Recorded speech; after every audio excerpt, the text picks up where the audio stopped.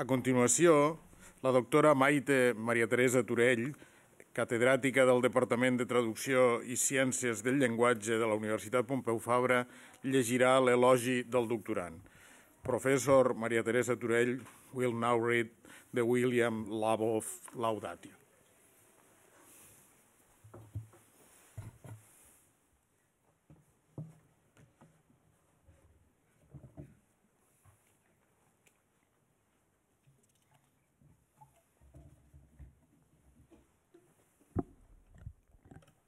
Rector magnífic,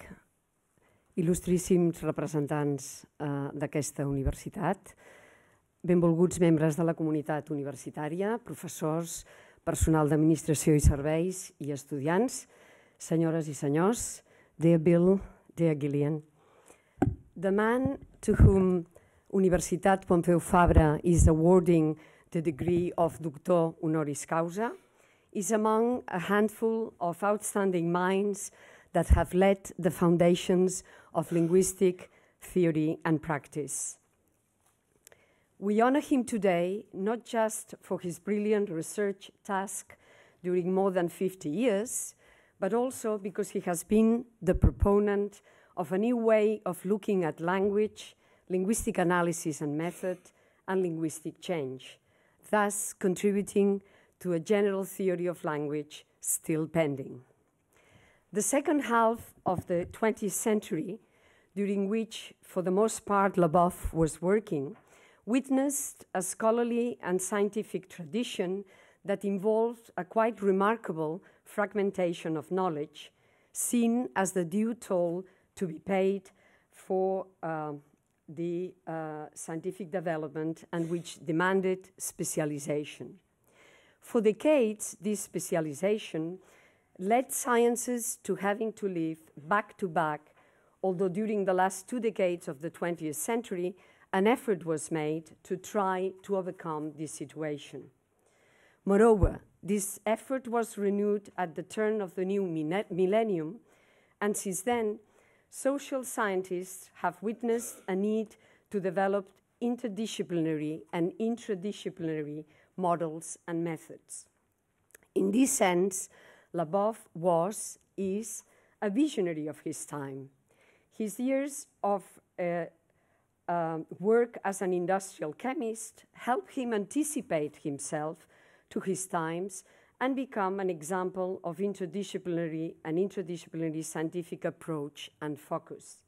thus bridging communication between linguistics and other social sciences.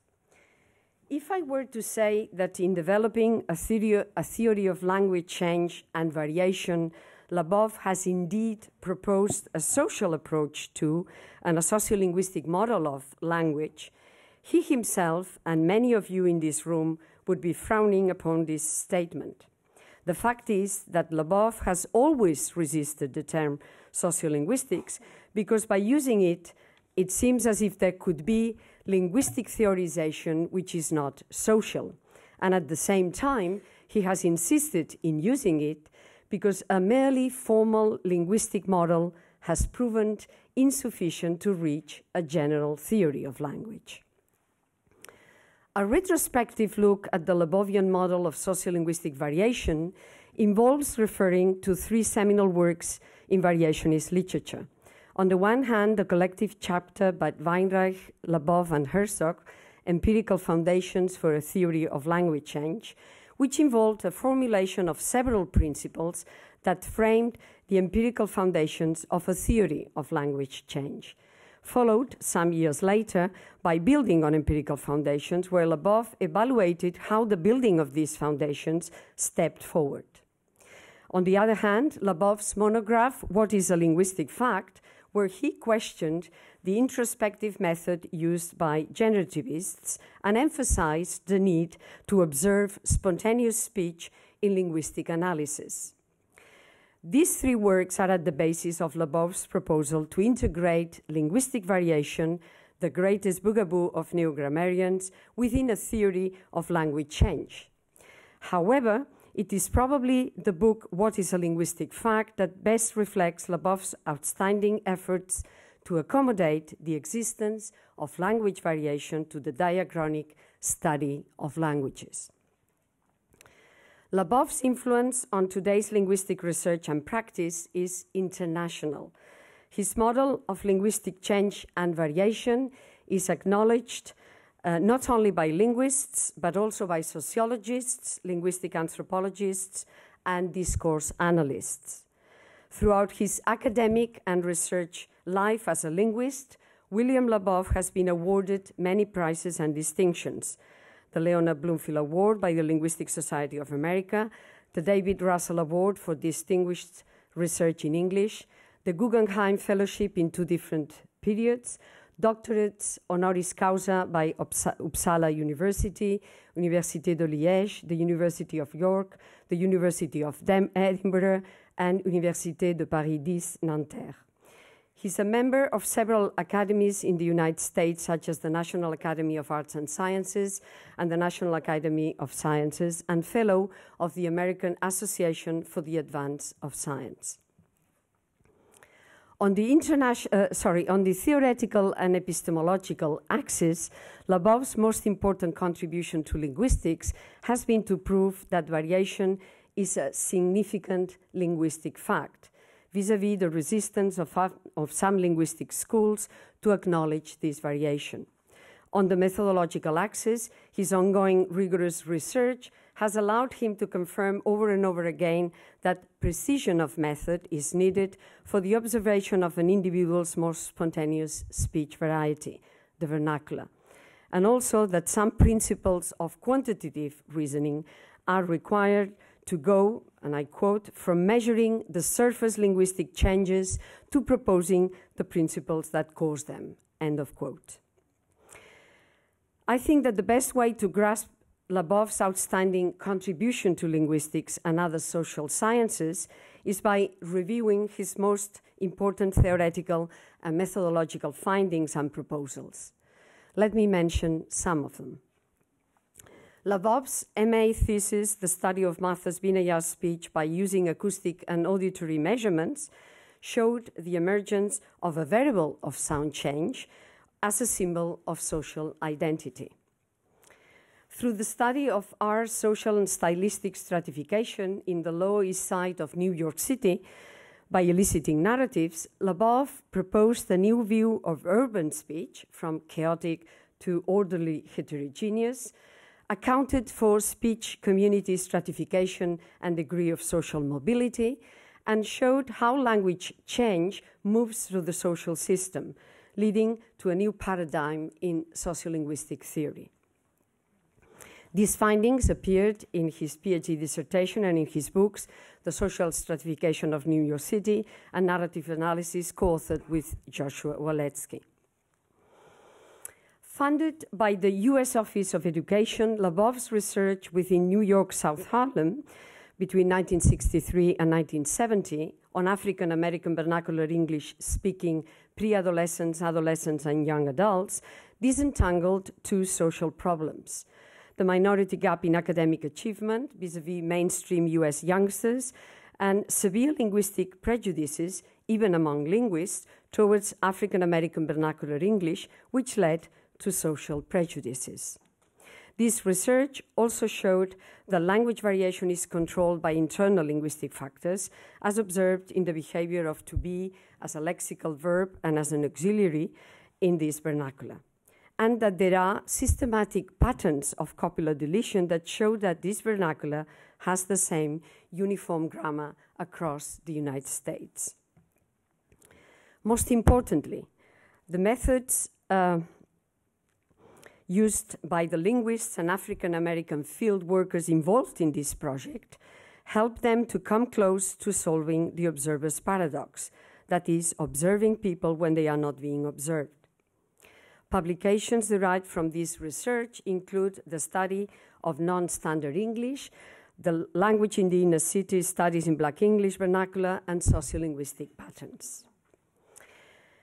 Throughout the 70s and 80s of the 20th century, William Labov's research in 10 Philadelphia neighborhoods stratified by social class allowed him to account for the causes and the course of linguistic change, and to identify the leaders of this change. Young women, second and third generation of newly arrived ethnic groups, upwardly mobile and defiant to social norms.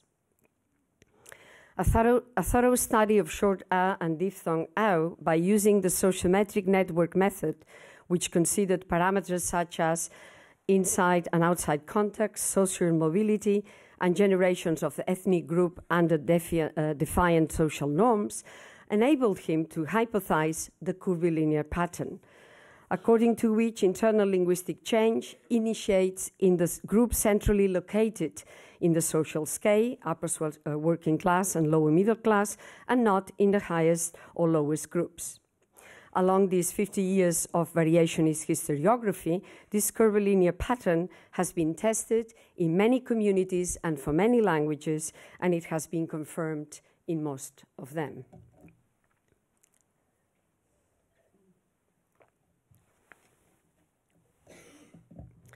These and other findings, for example, that social nonconformity was an incrementational factor of linguistic change and that upward social mobility was an exponential factor of this same change, were published in numerous articles in the journal Language, Variation and Change, of which Labov is one of the founding editors, and in two outstanding books, Principles of Linguistic Change, Internal Factors, and Principles of Linguistic Change, Social Factors, which systematize Labov's findings, validated and confirmed in many English and non-English speaking communities.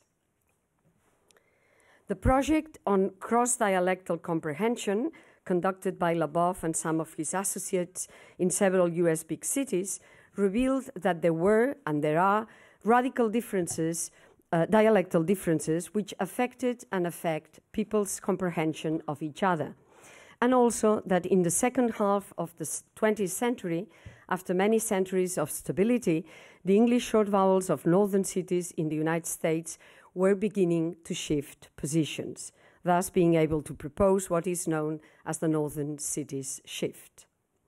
Results of this research appeared in the Atlas of North American English, Phonetics, Phonology, and Sound Change, an outstanding piece of work that Labov co-authored with Ash and Boberg. This project was also very productive in two directions. On the one hand, it shed light on the differences between individual and group variation. It is well known that Labov's view of language is community-based. Individuals belonging to a speech community are outspeakers of their community norms, so that their vernacular, in Labov's own words, I quote, is archetypical of their speech community, end of quote. This individual speech community binomial has proved to be very useful not only in studies of linguistic variation, but also in other areas of applied linguistics, such as, for example, the linguistic profiling aspects of forensic expert witness work. On the other hand, the results derived from this project highlighted the nature of sound shifts, in that they are not isolated, rather, according to Labov, quote, changes are locked into a tight structure in which one change triggers another in rotation, end of quote.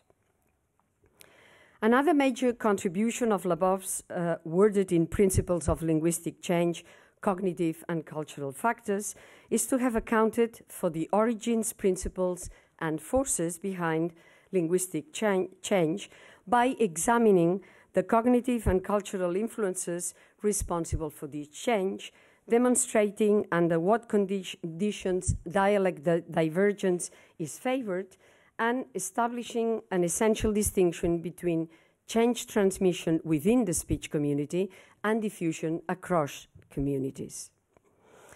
Other outstanding contributions to the study of sociolinguistic variation and language change derive from the quantitative reasoning that Labov has proposed for the linguistic analysis of language variation and change. The definition of the linguistic variable, the dependent variable, as well as its discreteness, and the location of the constraints on that variable, the independent variables, the exploration of single dimension and multiple dimensions of variation by the binary and multiple division of these linguistic and social facts, the use of multivariate analysis to show the simultaneous effect of all relevant independent variables and the use of cross-tabulation to give a more refined view of the distribution of the data and the degree of independence of intersecting variables. The establishment of stable sociolinguistic variables, changes from above, changes from below, inferences on the independence and interaction of independent variables or factors, and, for example, the analysis of apparent and real time. As early as 1975, in his seminal work, What is a Linguistic Fact?, Labov advocated for the need to account on general linguistic principles which would be at the basis of the linguists' agreement on the nature of these linguistic factors which would be acceptable in linguistic research. At the time, he also suggested that the set of propositions that would relate general findings on language variation and change would deserve to be called a general theory of language change and variation. After considering the basic aim stated by this theory, that is to describe linguistic variation, the data it analyzes, an individual's more spontaneous variety, that is his or her vernacular, and the methods it applies to measure this variation, observation, description, explanation, all leading to theoretical and methodological principles, it can be stated that Labov's model is, without any doubt, theory building.